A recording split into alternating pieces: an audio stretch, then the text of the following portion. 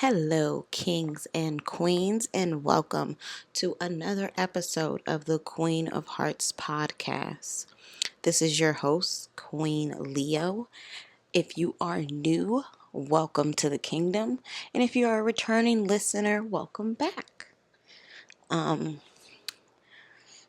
Happy, I don't know what day this is, random day in January, but happy day. It's 2025 has been doing good so far. It's starting off a little slow. I don't know why, but January is seems like the longest fucking month in month history. But January's doing me good. Comment below, guys. How is January 2025 treating you? But we are back with another episode, all about, leveling up and being better in life. Today we are kicking off our book club with Atomic Habits. We will be going over the fundamentals, and then we will be diving into some sports. Super Bowl's coming up, but before we get to the Super Bowl, let's talk about how the season's been going so far. So before we even get into that, we're going to dive into the book club. So definitely stay tuned. Get your party favors. Get your pizza. Get your popcorn. Get your snacks. Today we are drinking a strawberry high noon. High noons have been like a new thing for me. I think I brought them up in a previous episode how someone started putting me up on high noons, and now a tequila high noon is like my chill drink if I'm like at home relaxing. So that is what we are sipping on today. So yes, get cozy, get comfortable, and we are going to dive right in. Alrighty, guys, and welcome to the Qween Leo Book Club. This month in January, we are diving into the book Atomic Habits by James Clear.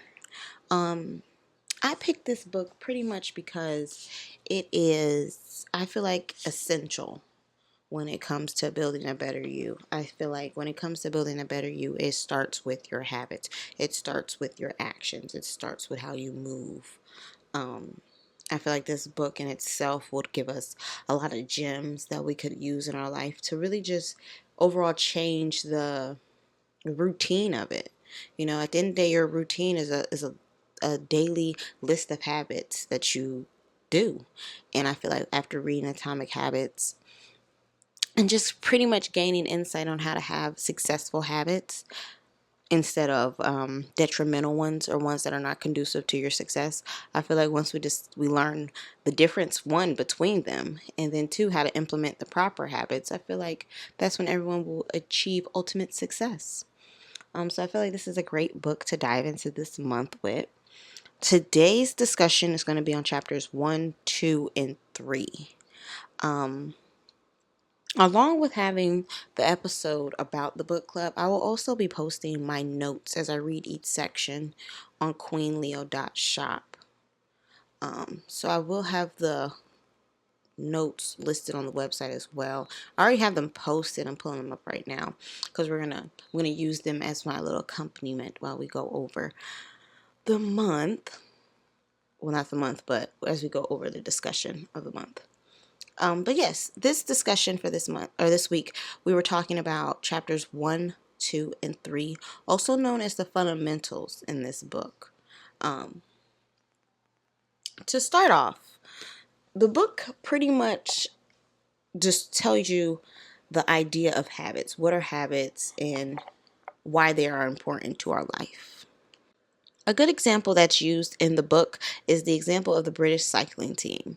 I'm not going to get too much into it. Like I said, it's an accompaniment to the book, so if you've read the book, you know what I'm talking about. But pretty much, there was this team, cycling team in Britain, and they were not the best cycling team. They consistently lost, and they just were not producing any type of success for multiple seasons. One season, they just hired this new, I want to say he's the athletic director. Do not quote me on his position. It's been a minute since I read that. But pretty much he comes onto their medical team, like their training team, and he starts making little changes step by step. He's not making big drastic changes, but just little things that you think like that one thing won't change something. He's making all those changes. So it's like, and when it comes to remodeling, like an example of remodeling a house, he's not in there, laying foundation. He's not in there, knocking down walls, putting in tile. He's not doing big shit like that. He comes onto the cycling team. He does stuff like switch light bulbs. He does stuff like, simple shit. I can't think of simple shit when it comes to remodeling a house. What's something so small? Like sweeping, mopping, like little shit to make the house nice and perfect. That's what he comes to this team and does. Just little changes. He changes like the type of cream they use on their hands, the type of bike seats. He changes their massage therapist. He changes the way they wash their hands. He changes like little things like that that you think will not make a difference. He changes all those things on this team, and all of a sudden they all start winning. All of a sudden they're winning races, they're winning championships, they're a award-winning cycling team, and people are baffled like, what happened? Where did this complete 180 come from? Because you just sucked a few seasons ago. But this man came in and implemented tiny habits that made all the difference. And that's pretty much what the premise of the book is telling you. Like, you go through life with these a list. Like I said, your daily routine is just a list of small habits. You go through your daily routine of these habits, and they either get you one step closer to your success, or they get you one step further from your success. Small changes can amount to a huge difference. And I feel like a lot of people do not see that. They don't see how like habits compound over time. They see it as, oh, that's just a baby step. Oh, that's a little thing. No. All those small changes, all those small habits that you're adapting, those are small wins. In my previous episode, I asked, small wins are big breakthroughs. These are those small wins. Those are examples. Those tiny changes you do throughout your day, those are those small wins that will ultimately get you to the bigger goal, the bigger picture. And the moment you discover that and you change your trajectory, you change how you're moving, you'll see all the difference. Speaking of trajectory, another example they use in this book is the example of the plane. When you're on a plane, and it's crazy I'm bringing this up right now, but when you're on a plane, it's going at a direction. So it's like it goes into the air, it's facing one particular direction, and it has to go that way for however many miles, and then it has to shift a little bit, go however many miles. Like there's a route that this plane has to take to get to its destination. But if, let's say, you're driving the plane and you tilt the wheel just a little bit to the right, and you go that way for a little bit, and let's say after you go a couple hours that way, I don't know, you shift the wheel again. Don't know why you're on the plane for so many fucking hours, but let's just say you are. Let's say you shift the wheel again. Boom. Now you're going a little bit more a different direction for a couple hours. By the time you get to your destination, you're not going to go or end up where you intended. Those small little shifts, those small little, let me turn the wheel a little bit. That 1% change has made all the difference over time. That going to that angle just a little bit, that plane has now stopped going from California to Washington, DC. Now it's going from California to Florida. Just because you shifted the wheel a couple times to the right.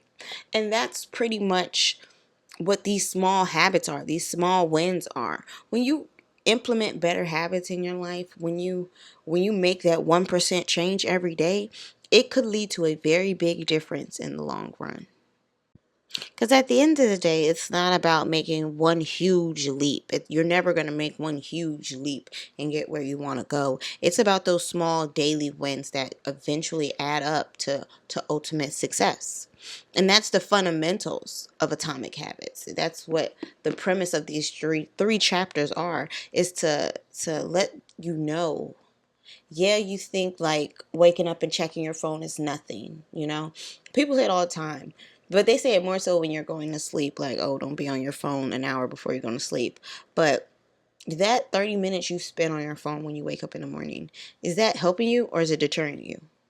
You on there scrolling, seeing what someone else posted, but have you posted something today?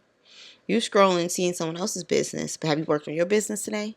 Like, it's those little things like that where it's like, if you just make those small changes, take back your time, take back your energy, and redirect it in the right place, you'll see all the difference. I like to think of habits as keys to self improvement. These are things you do with your day, you know, Monday, Tuesday, Wednesday, Thursday, this schedule, this routine. And as you get adapted to a schedule or a routine, you're better able to plan your time, you're better able to plan your day, you're better able to devote your energy where it's needed, because if you don't have everything planned out, you're not able to say, okay, I have to handle this, I have to do that, I have to do that. You're scrambling. You're all over the place. You don't know what's first, what's last, what's in the middle. You don't know. Like, you're disorganized. But when you take those habits, conducive habits to your success, and you implement them daily, you're able to be successful. You're able to see where your time is being used, and where it could be used better to get what you want. For example, Qween Leo is not going to be the number one podcast in America, in the world tomorrow. It could be. There's always a chance. If you share it to your friends tonight, who knows? But in a realistic sense, like, sometimes that's just not going to happen. Like, I'm not going to go viral with 100 million followers by 9 a.m. tomorrow. This is not going to happen. But if I implement the proper habits into my daily routine and into my life that are conducive with trying to be successful and trying to reach that goal, I'm going to eventually manifest it right before my very eyes. One thing, like, for example, for me that I'm working on, I am not a morning person. My boyfriend tells me all the time I'm not a morning person. I knew from when I was a youth them, I was not a morning person. I used to have to go to school. When I used to have to go to high school, school started at 7:35. My bus came to pick me up from my house at 6:29. I had to be at the bus stop at 6:29. So most of the time, my mom's waking me up like 5:30, 5:40. That's enough for me to get up, take a shower, get dressed, maybe have a snack, and head out the door. It was tough some mornings. She knew early on I gotta get this girl up at fucking 5:20, because she gonna come get me up, and I'm like, and I'm gonna take my ass back to sleep. And that was my thing. But after a while, she peeped, so she'd get me up early. I tended to take my time getting up, and then when I would get up to take a shower in the morning, it'd be so funny. I remember I would fall asleep in the shower. Like, I would be taking a shower, washing myself, and just start nodding off, leaning, because I'm so sleepy. Like, who's up at 5 fucking 30 in the morning? Kids getting up that early to go to school. School starting at 7:35. Homeroom 7:35. They're taking attendance is inhumane. Why am I up so early? I am waking up out my bed. Like, now in my life, I tell myself I want to get up at 8 a.m. I want to be up, like, wake up at 8 a.m. I'm not trying to be already somewhere at somebody else's place at 7:35. That is insane. When did I go to sleep? Looking back as a child, when the hell did I go to sleep? That I was up at 5:30 something in the morning to make it back to the people's schoolhouse the next day. I don't understand. Looking back, I don't see how I did it. I remember sleeping in the shower. I remember taking forever to get up. There's been times I overslept. I'd sleep on the bus, sleeping home. Like, I was sleeping because y'all done took my sleep from me. But early on, like I said, I discovered I was not a morning person. My boyfriend, he knows it now. I am not the best person in the morning because I just love my sleep too much. It is something about when you are asleep, when you finally nod off into that peaceful REM, that I just do not want to part with at these early morning hours. And it sucks because my boyfriend is such an early bird, gets up at like 5, 6, 7 in the morning, and it be crazy. Because how is you doing this? How? I can't do it. But it has definitely motivated me to try to get up, try to really put a solid effort into waking up early. Because I used to tell myself before I wanted to get up early, but I never stuck to it. But he honestly puts that battery in my back that makes me want to get up and try. So I've been trying to get up at 8 a.m. That's been like my newest thing. I set alarms. I try my best to like manifest it. Like I'll be on the phone with him the night before, and usually ask him like what time does he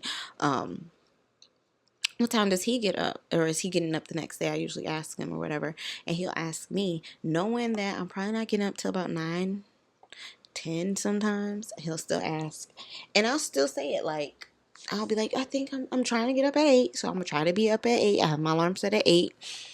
Um, I may not be up at 8. I might roll over and turn off the alarm, but I probably won't get up till about 8:20. But I'm working on it, and that's what I'm getting at. It's my habits. So one of my habits I gotta work on when I get up and that alarm go off, don't hit snooze and roll back over, Kenesha. You gotta get the hell up. hit snooze, hit off, stop, and get your butt up. So I have to work on that habit. I have to work on the habit of putting myself to use when I wake up. That way I'm more able to stay up. I usually get up and like I said earlier, scroll on my phone for a while. But then I'll still be tired. Like I'm not really awake. I'm just up scrolling. And that right there in itself gonna put me right back to sleep. Because 9 times out of 10, that's what I was doing when I went to sleep. I was up the night before scrolling. So just doing those consistent patterns is going to do what? Put me back to sleep. So it's like when that alarm goes off, I have to get up. I can't be in my bed just scrolling on TikTok, you know. Is we happy TikTok back? Comment below. Is we happy TikTok back? Do we think TikTok's here to stay? Should we treat this like temporary, for the meantime? Are we looking at him like he a lesson? Like, is TikTok a lesson for us, or are they here for good? Comment below what you think. But yes, I'll sit scroll on TikTok and I just won't get up. But I'm trying to make more of an effort to get up. So like I said, I'm working on my habits. I'm trying to change my habits. So in order to do that, I'm trying to change my routine. Get up at 8. Don't sleep. Get up and get active and get busy and lock the fuck in. So it's like that's really all you have to do. Like you just have to find that one thing or something about you that you see is holding you back, and just put in the energy to change it for the better. And when you see yourself get those small wins, when you see yourself moving in the direction you want to, it's going to push you to keep propelling up and reaching your end goal. Now, like I said, I want to work on getting up early. I want to work on getting up at 8 o'clock in the morning. That is very hard for me because I'm not a morning person, and that right there in itself is part of the reason why I don't get up early every morning. I have already, within myself and other people around me, we have all declared me not a morning person. That is an identity attribute that I accept. That is an identity attribute that I embrace. That's an identity attribute that other people around me see and they tell me about all the time. Like, girl, you are not a morning person. So, seeing that trait, I have embraced it as part of my identity, that's why my habits show that. That's why I sit here and I be like, y'all, I want to get up at 8. I want to get up at 8. But I don't get up at 8 every time. Like I said, I sit on the phone and I get up at 8:20 or 8:30 or 8:40 because I have already in my mind, I've already labeled myself not a morning person. And the thing about our habits shape our identity and our identity shapes our habits. They're interchangeable. So the actions that you do, the habits that you perform, they will dictate the type of person that you are. If you do these types of things, you are this type of person. For example, I do not tell the truth all the time, and sometimes I avoid it. That has made me a liar in people's eyes. So I do these, that's a habit of mine. A bad habit of mine is lying. So it has given me the identity of a liar. I have acknowledged that I am a liar, and I embrace the fact that well, I don't embrace it, but I understand that I'm a liar. And my habits show that. I tend to lie from time to time. So it's like your habit and your identity are interchangeable.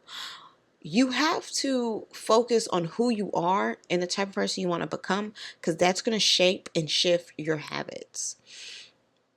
The moment I feel like in my life I stop accepting I am not a morning person, that is going to be the moment I am able to get up at 8 o'clock every morning without any issue. Hit snooze, get up, and start my day. The moment that I retrain my brain, my body, and my mind on the fact that I am not a morning person will help me in my morning routine fiasco. Another example, if I work on the fact that I seem to lie here and there, if I work on the fact of pushing honesty, if I start implementing habits that produced honesty and honest results, it would identify me as an honest person.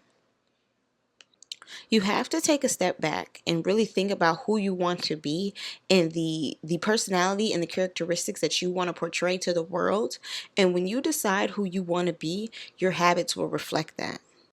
Your mannerisms will reflect that. Your The more pride you take in a particular aspect of your life, the more you want something to be in your life or a part of your identity, the more motivated you are to keep it in your life. So if there's a certain attribute, like I'll use women for example, women want to be bad bitches.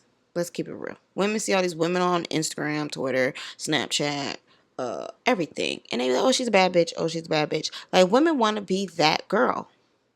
That is a part of their identity that they want to claim. They want to manifest. They want to portray. They want to be that girl. So what do women do? Their habits reflect that.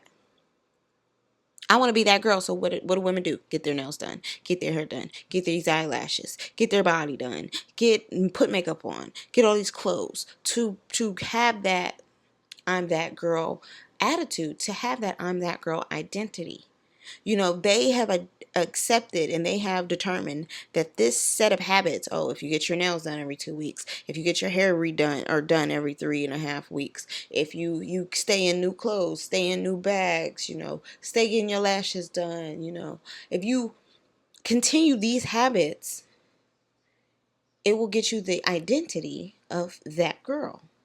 It will give you that perspective on your life. It will give you that end game, that goal. So if women can see it like that, people need to take that energy and put it into their self-growth.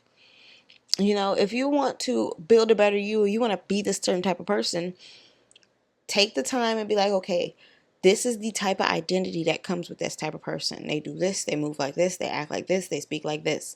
Then you're going to take the time, because it's something you truly want to be. You're going to take the time to reprogram your brain and reprogram your habits and reprogram your thoughts. And they are going to help you attribute to that characteristic, to that identity, to that end goal of whoever you want to be. Since we're on the topic, let's do a quick exercise. Get a piece of paper, get your phone, your notes app, anything where you can jot down some thoughts. What are 3 identity characteristics that you want to have in your life?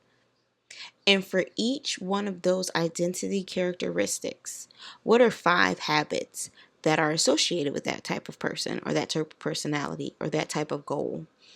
Comment below, but also take a mental note for yourself for this month. We want to work on these habits. So if you can embody the type of person you want to be, if you can embody, or not embody, but if you can imagine the type of person you want to be, if you can come together and create the person you want to be, let's figure out the habits that this person has. Let's figure out the actions this person does on a day-to-day to be the successful person you see them as. This section in the book also goes into how to build better habits, and it gives you the 4 simple steps to changing because like they said, there's no such thing as good habits and bad habits. There's effective ones and ineffective ones. So it breaks down the steps in how to build effective habits and how to get rid of ineffective habits. The 4 ways to or the habit loop, I should say, the 4 steps to building better habits is cue, craving, response, and reward. And as we go through the book this month, I will be diving into each and every one of those actions.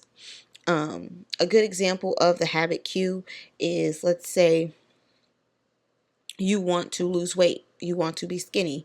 In order to do that, you have to work out. But you have to create better habits to get yourself to work out. So we're going to cue ourselves to want to work out. And what are we going to do? We're going to keep our workout clothes next to our bed at night. That way we know, hey, in the morning I want to get up and work out. You have to set yourself up to actually act on these habits and put them into your day-to-day. But you have to set yourself up to learn them. You have to set yourself up to retain them. And that's what this book is going to teach us this month. How to retain those effective habits and be better in our life. We're going to close it out with this discussion question. What's one small habit you've started or could start that might lead to big changes in your life? And what's your cue to remind you to stick to it? One small habit that I've started that could help lead, like I said, is me trying to get up at 8 o'clock in the morning. That is like my main thing right now. I feel like once I really take the time and energy to like actually get up and start the day early, then I can actually have the time and energy to be successful throughout the day. And what's my cue to remind me to get up at 8? My cue to remind me to get up at 8 is my alarm at 8 o'clock. One thing I want to start doing is leaving my journal and like a pen out right by my bed. So like when I go to turn my alarm off, I see my journal, because I want to get up in the mornings when I'm up at 8 and I want to spend 30 minutes praying, meditating, journaling, just working on myself just to have good energy for the rest of the day. So I feel like that's a cue that I could do to remind me to stick to getting up early, is leave my journal near my phone. So when I'm getting up to turn that alarm off, I see that journal and I'm like, Queen, get up and get active. And then also, guys, I did not give you guys a J. Cole quote on my last episode. I realized that as I was getting ready to record this one. So this episode, you're in luck, you're going to get 2. As we are concluding our book club today. And the first quote is, anything is possible.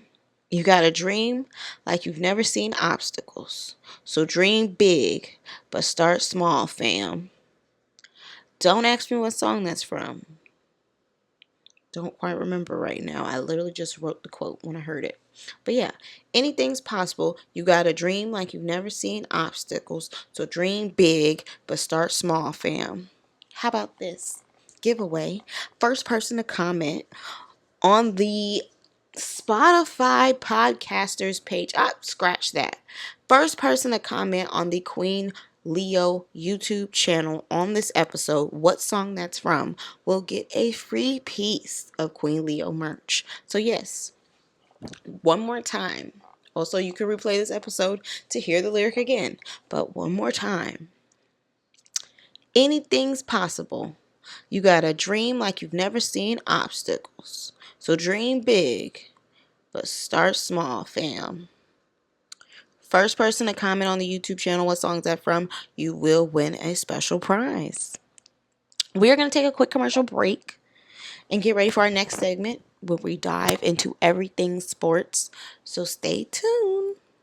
Roll the child. Told my bitch to hold it P, now she smell like a bag of loud. She say she like that gangster shit, I'm trim, you know I'm spanking shit. Benz coupe, I drove it out the showroom. I'm the type to turn a bitch house to a grow room. Alrighty, and we are back. And now we're going to dive into a sports recap here at the end of January. Super Bowl is next year. I was going to say next year. The Super Bowl is next month. It's really in a couple weeks. But we're just going to recap the playoffs and how we've gotten to where we are right now. Starting off, well, we're going to talk about the NFL in general, but we're going to talk about the playoffs. Probably on my next episode, my next sports recap, which will probably be after the Super Bowl, I'm gonna go over the NFL season as a total, goods, bads, takeaways, all that. So all the complete NFL season recap will be on my next sports recap episode. But yeah, back into it.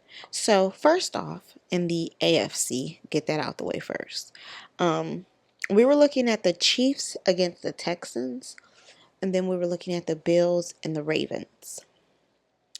Kansas City beat the Texans again, which is crazy because I feel like the Texans really have the potential to beat the Chiefs. They never can get over that hump. But they have the potential.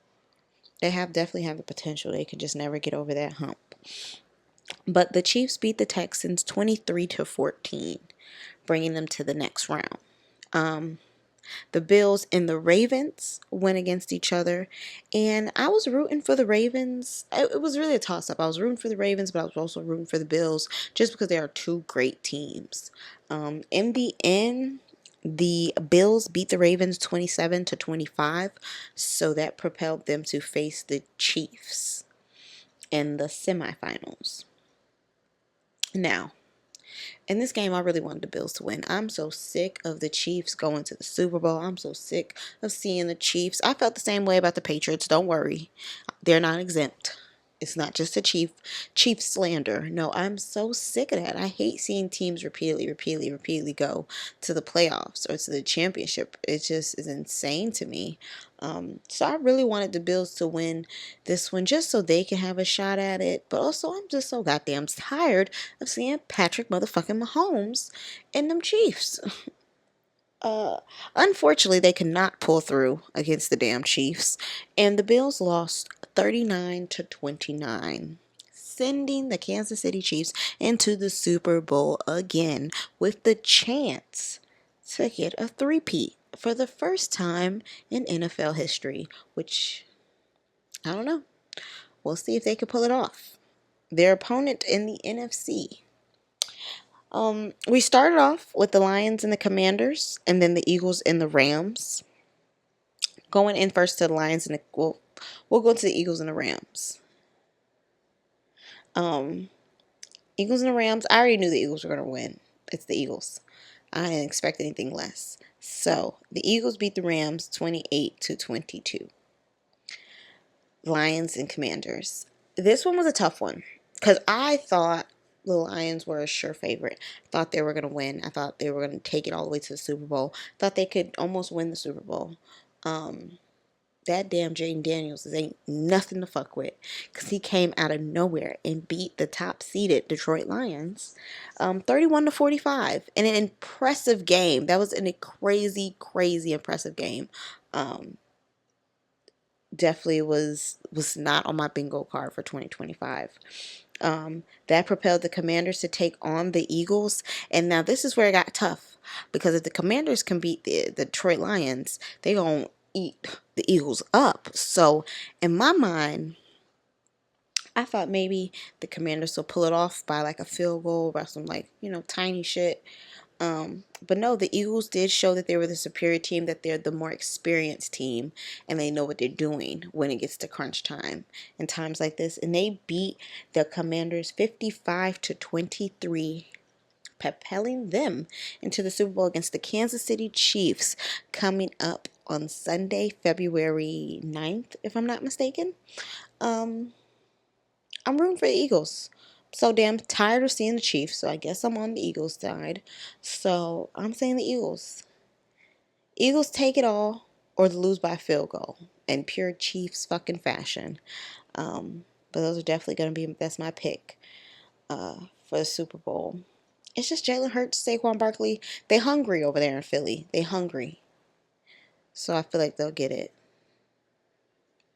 Patrick Mahomes has already beaten them once in the Super Bowl before. And I feel like when you get beat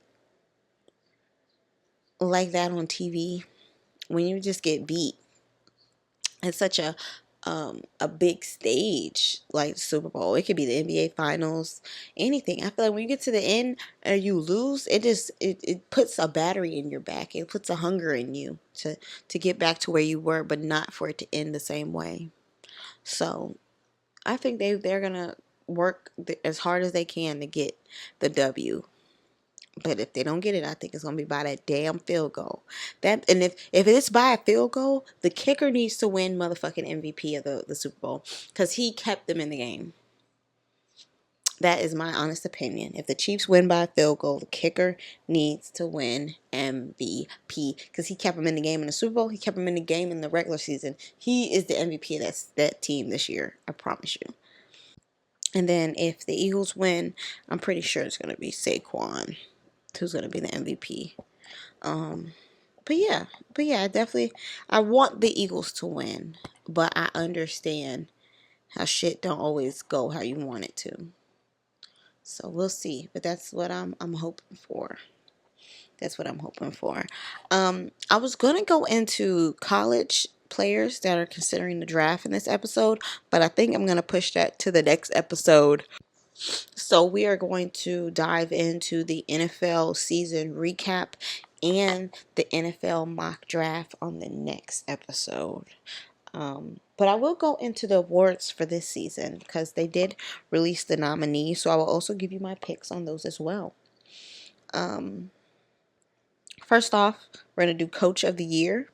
And the finalists are Andy Reid of the Kansas City Chiefs, Dan Quinn of the Washington Commanders, Sean Payton of the Denver Broncos, Kevin O'Connell of the Minnesota Vikings, and Dan Campbell of the Detroit Lions. I would say either Dan, either the Detroit Lions coach or the Commanders coach, because they took those teams far. And then I really feel like they're going to give it to the Washington coach just because he took them far with a rookie quarterback. But then at the same breath, the Detroit coach took them far and they were out here dominating all season. And that's something to see. That's something in itself. So I feel like it's going to be a toss-up between those two. Next category is Comeback Player of the Year. And they have Joe Burrow from the Cincinnati Bengals, Sam Darnold from Minnesota Vikings, J.K. Dobbins from the Los Angeles Chargers, Christian Gonzalez from the New England Patriots, and Damar Hamlin from the Buffalo Bills. I low-key would give this to Burrow because he really stepped up with Cincy. Yeah, they didn't get far. Yeah, they didn't make. I don't think they make it to the playoffs. They didn't make it to the playoffs. But he was having impeccable games. For them to not make it to the playoffs and for him to be even considered for MVP just because of the how he was leading the league in yards thrown. Like he's out here. He's out here. He's balling. Like yeah, they couldn't make anything of what he was doing out there, but it was impressive work. So that shows that he's on his way back as the comeback player. They just got to get all the pieces around him, and he'll be fine. So I would definitely give it to Joe Burrow. Definitely. Next category.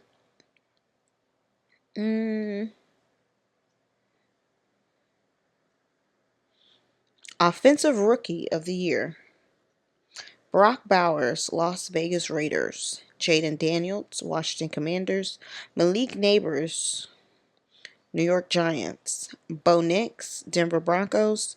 Brian Thomas Jr. from the Jacksonville Jaguars. Jaguars. That's a tough one. Oh, I'm up in the air.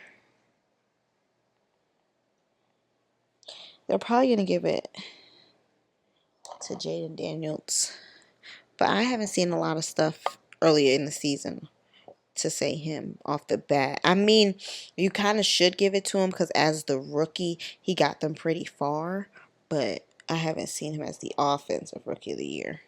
Is he nominated for just plain old Rookie of the Year? Oh, they don't have that one.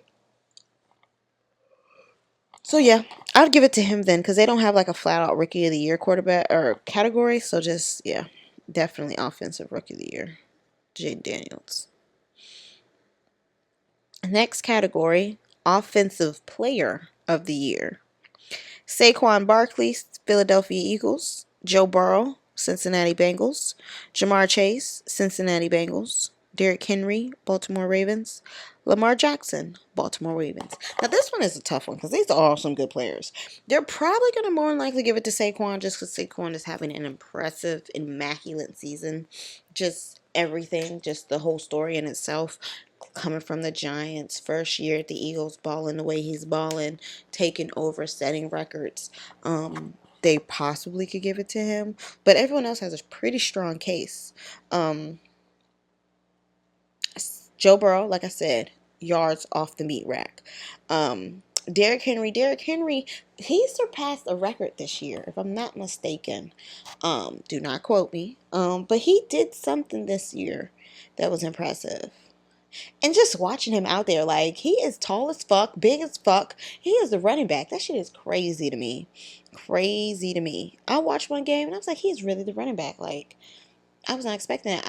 I'm so used to running backs being a little smaller in stature. So to see him out there is just crazy. I was watching a video on TikTok and they were like, it was a snippet from Micah Parsons' podcast. And I forgot who he was. I don't quite know who he was talking to, but he was talking about how he could be he could be a running back, and the dude was like, no, you can't, because you not like, he's so big. He was like, you don't have that like finesse about you. And he kept saying, you see Derrick Henry out there, he big. And that's what I'm saying, like, Derrick Henry is big but he got like not a lot of finesse like other running backs do, but he got a little finesse to him. He really does. And then Lamar Jackson, this one's a tough because these are five people that were showing out this season. Jamar Chase is leading the league in, I don't know if it's, let's see, it's either it's either yards or receptions. Receiving, that's what it is. He's leading the league in receiving yards. Saquon Barkley is leading the league in rushing yards. Burrow's leading the league in passing yards. And then underneath Saquon is Derrick Henry. And that's why it's like Lamar Jackson more likely will not get it because you're not even top 5 quarterback. They have him at, ooh, don't say he's all the way down there. Where is he? Ravens. Not top 5, he's 6. He's right out of the top 5 ranking. He's number 6. So right there, Joe Burrow's case outbeats Lamar Jackson. So it kind of leaves you with Derrick Henry, Jamar Chase, Joe Burrow, and Saquon Barkley. Jamar Chase probably won't get it because, yes, he was leading the league in receiving yards, but he did not make that much of an impact.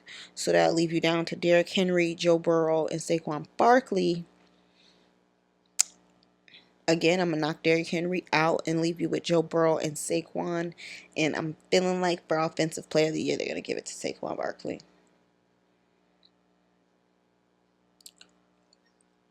I feel like Joe Burrow doesn't have enough on the table to prove him better than Saquon. So I'm going to think they're going to give that one to Saquon.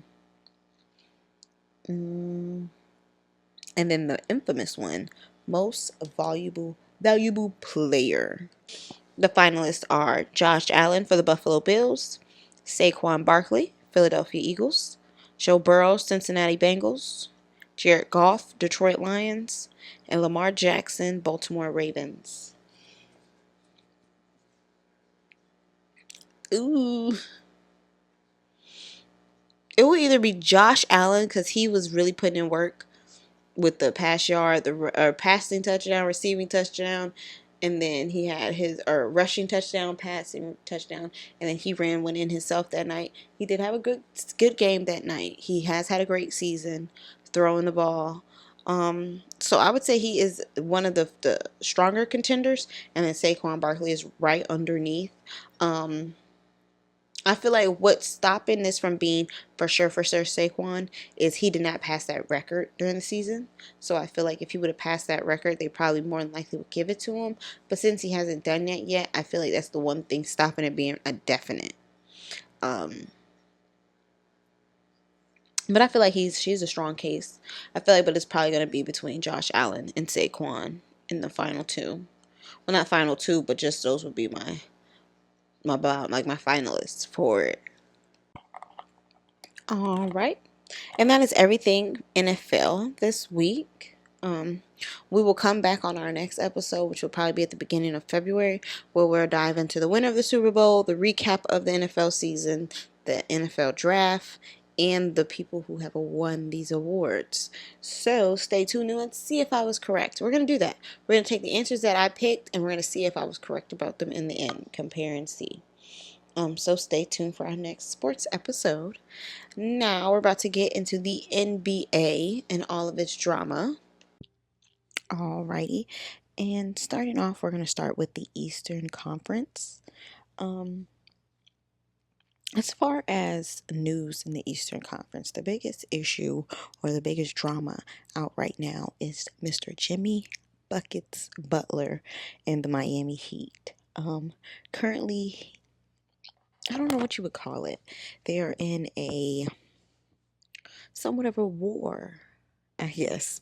Um, at this point, I guess Miami is sick of Jimmy Butler, and Jimmy Butler wants to go somewhere that appreciates him and everything that he does.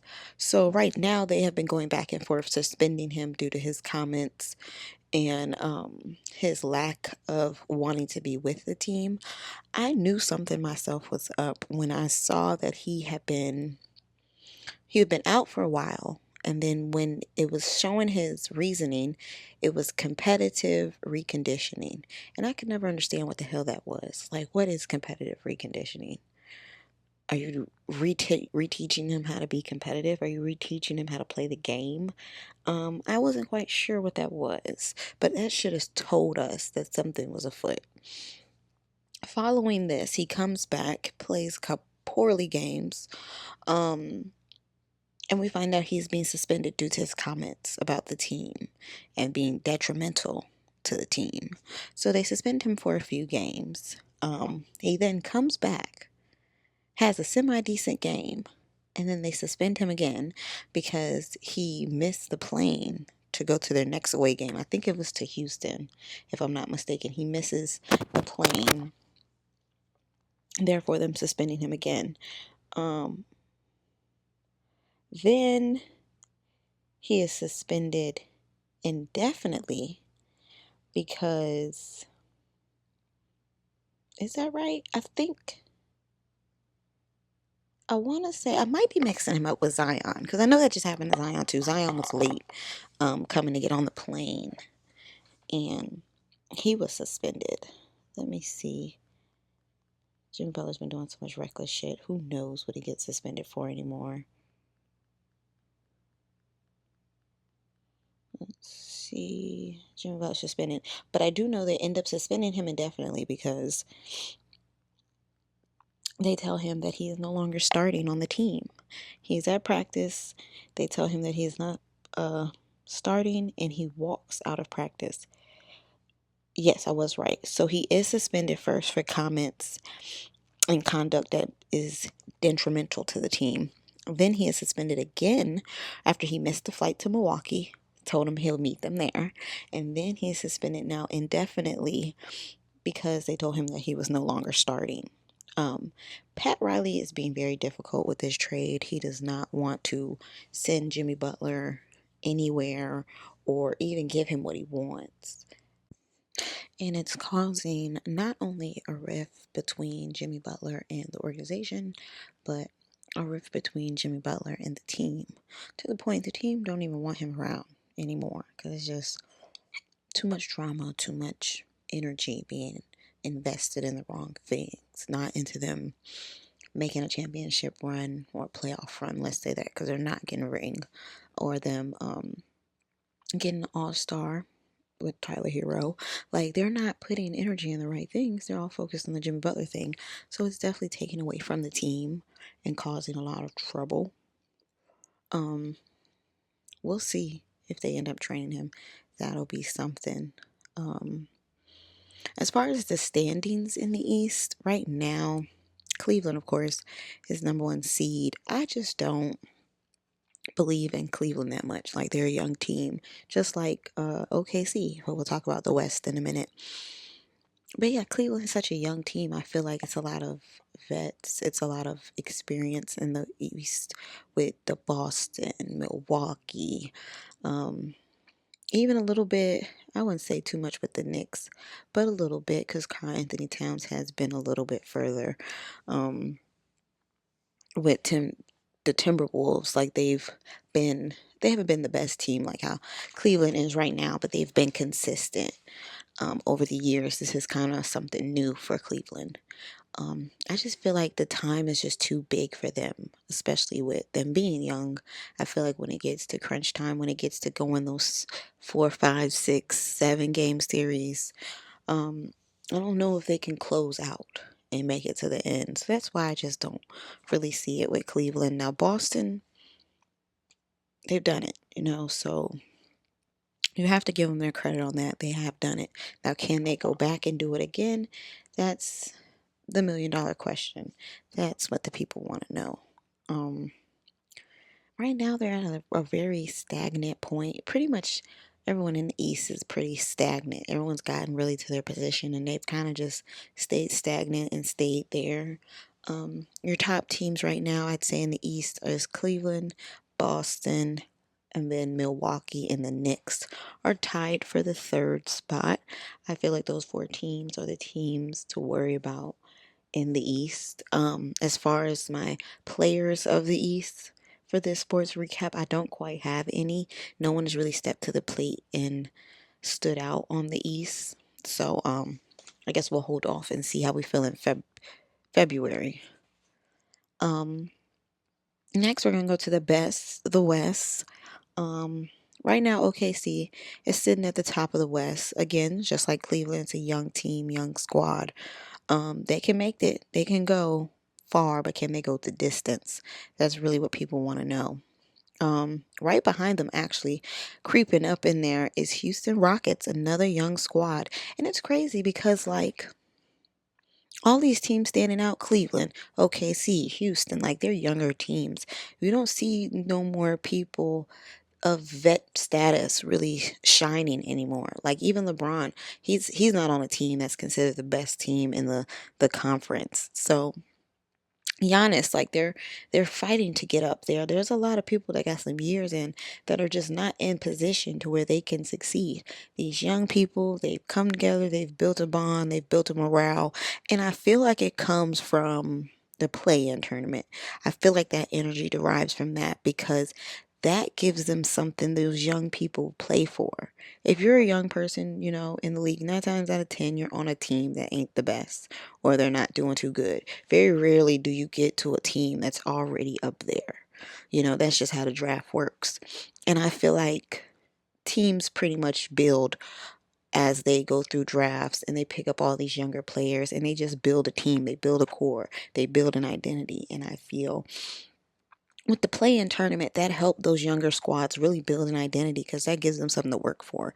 It gives them something to strive towards, and I feel like it puts them in position to play great basketball. And I feel like that's what OKC is a product of. That's what Houston's a product of. Those younger kids and younger guys that come in the league, and it's like, our team ain't good enough to make it to the finals, but we could play in a play-in and get this little bag, and they really up their talent. So it's like you got Houston right now sitting at number 2 seed, currently on a 4 game win streak.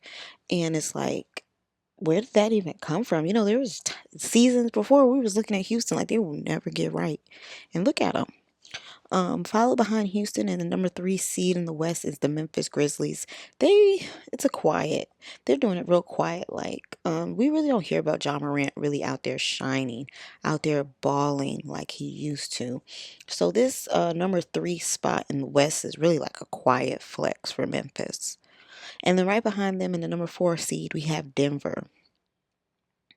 Denver, that's a when I look at Denver, I look at the Spurs back when they had like Tim Duncan, Ginobili, Patty Mills, Tony Parker. That's what the Nuggets give me. They give me that vibe, not because Joker's foreign. Don't think it's because of that, but just because they have that teamwork about them. That's why I'm not really surprised they're number four. I feel like they should be higher. But they just have that teamwork, that team identity about them. They have their pieces, they work well together. They're very similar to Throwback Spurs for me. But they're trying to get into a rhythm, they're trying to get into a dominating spot in the West. They're not there just yet. But I think probably after All Star weekend, we might see a shift in the league and we might see something different come. So definitely staying tuned for that. Again, just like the East, no team or player in basketball on the West has really stood out to me. Everybody's really stagnant right now, and it could just be because All Star Weekend's coming up, so they're just kind of cruising. So we'll definitely check back in February to see if there's anything else sticking out to me in the West or the East when it comes to basketball. Right, I usually have a favorite team right about now. It would be Dallas. I love Kyrie, but I need Luca to come step up. He's been out for a while, so hopefully when he comes back we can hit the ground running. We have Klay Thompson, PJ Washington. We have a good squad, so I'm hoping for the best. They're just not. They're not stars right now, and it's unfortunate. So, comment below. What is your favorite NBA team right now or favorite player? Comment below. I would love to see everyone else's suggestions. And guys, we have made it to the end of another episode. Thank you again for tuning in to the Queen of Hearts podcast. If you have not already subscribed to QweenLeo.shop, that's where you will find everything Queen. If you go on QweenLeo.shop, scroll all the way to the bottom, there is a ticking banner that has all social media platforms on there. Make sure to follow me and stay tuned so you can stay informed on what I got going on. Another great episode. We dove into sports, we dove into the book club, we dove into a lot of good things today. So, I'd love to hear from you guys. Comment below. Favorite part of the episode, anything you want to discuss. I love hearing from all my kings and queens out there. Until next time, guys, have a wonderful day and be royal. Bye.